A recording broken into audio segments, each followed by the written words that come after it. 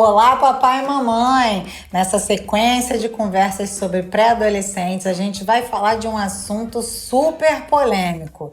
Essa idade, por um acaso, tem privacidade? Você, pai e mãe, tem que respeitar a privacidade do seu filho nessa faixa etária?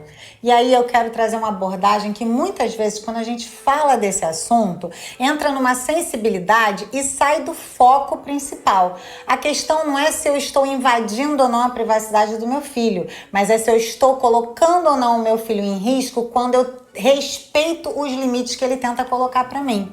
Porque a verdade é que a criança nessa faixa etária, apesar de se sentir capaz de fazer escolhas, apesar de se achar mais maduro do que de fato é, apesar de enxergar-se numa posição que ele ainda não tem, numa condição que ele ainda não tem, a gente tem total clareza de que eles não têm a maturidade necessária para entender a longo prazo que escolhas que eles fazem hoje podem redundar, o que pode acontecer com o que eles escolhem hoje. E nós pais temos justamente esse papel de fazer com que, através dos nossos limites, através das nossas intervenções, através das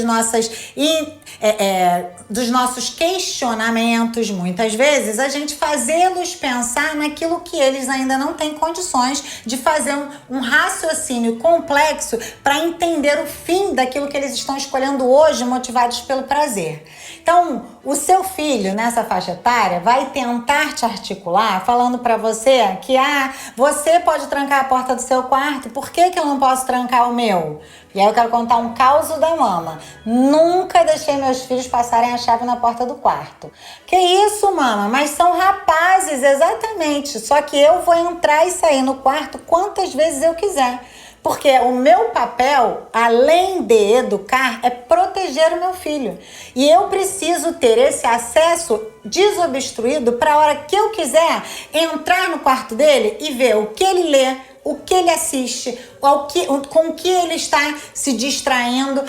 Mas isso é um desrespeito à individualidade. De forma alguma. Se você se aproximar e tiver uma proximidade da minha família, você vai ver que eu respeito as individualidades de cada um dos meus filhos. Cada um tem um jeito, cada um tem uma personalidade, cada um tem uma natureza, cada um tem uma tendência. Porém, a segurança e o preservar os valores que eu os ensino ao longo da vida para que eles levem para a sua idade madura, cabe a mim e não a eles. Criança está vivendo a vida e a maior parte das vezes estão vivendo o momento. Então, quem tem que ter o trabalho de observar e ajustar as rotas para que eles não façam escolhas que os levem distante do caminho que eu pensei quando os eduquei, sou eu. Então, não tem porta trancada, não tem senha no celular que eu não vou saber. Várias vezes eu falei, me dá o celular aqui que eu quero dar uma olhada. Aí fica aquele olhão arregalado. Mas, mãe, é a minha privacidade. Ué, meu filho, mas tem alguma coisa aqui que eu não deveria ler? Não, mãe, não tem. Então deixa eu ler. Dou aquela lidinha lá, nunca encontrei nada que desabonasse, mas se eu encontrasse, era excepcional ocasião para eu sentar com eles e relembrá-los de que existem valores que nós prezamos como família, existem princípios que nós guardamos como casa e que eu não abro mão que eles vivam de acordo com as regras, os limites e os princípios e os valores que eu dei para eles. Então, a questão da rede social, por exemplo, muitos pais não veem as redes sociais dos seus filhos. Loucura, porque depois se assustam com o que os filhos se tornaram, mas os filhos estão ali postando constantemente coisas que desabonam tudo aquilo que você construiu.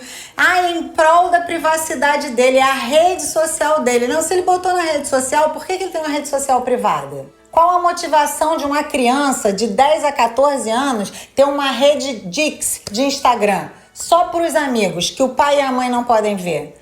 Não existe alguma intenção já torta aí no meio? Às vezes parece uma questão grosseira e dentro de uma linha moderna de aproximação de cuidado das crianças, existe uma intenção de se estimular a emancipação de crianças. De 10 a 14 anos são crianças. Crianças precisam de liderança, crianças precisam de norte, crianças precisam de limites, crianças precisam de educação, correção correção, ajustes. Não sei se você costuma ir finais de semana aos shoppings, mas você vai ver tribos e tribos de pré-adolescentes andando sozinhos, pra cima e pra baixo com suas turmas, tocando o terror, fazendo gracinha, se pegando, falando baixaria, fazendo barulho no meio do shopping, uma comoção, aquele bando, e você olha e se pensa, não tem um responsável. Você procura e não tem. Por quê? Porque esse entendimento comum na sociedade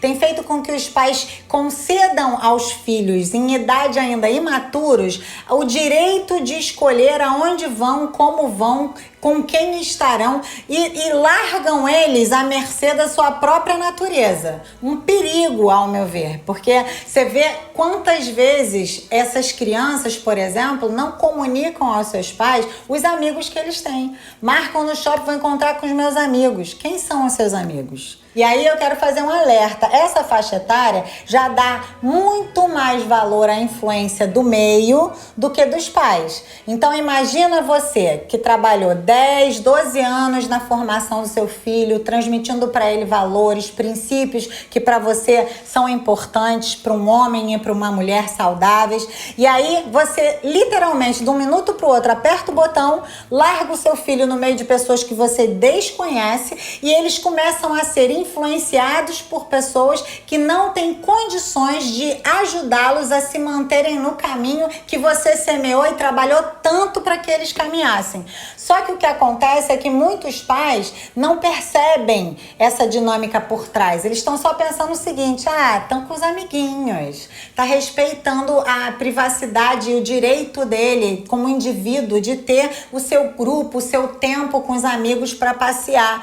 Bom, no meu entender, enquanto criança precisa sempre ter um adulto por perto. Para quê? Para que dê limite, para que mostre até onde ir, para que mostre para eles que eles ainda são crianças, que certas escolhas que eles tomariam, decisões que eles tomariam, escolhas que eles fariam, não são as mais apropriadas. Quando a gente libera os nossos filhos dessa responsabilidade de ter a quem responder, quando ainda são imaturos, a gente está criando um mecanismo de desenvolver irresponsabilidade. A gente está criando um mecanismo de levantar indivíduos que vão prezar por aquilo que eles têm prazer, muito mais do que pela responsabilidade. E aí amanhã muitos pais vão sentar e chorar, por que que o meu filho não deu em nada? Por que que o meu filho não consegue parar no emprego? Por que que o meu filho não consegue achar que um patrão é bom? Como que ele vai se submeter a um patrão se ele não precisou se submeter à sua guia, à sua liderança?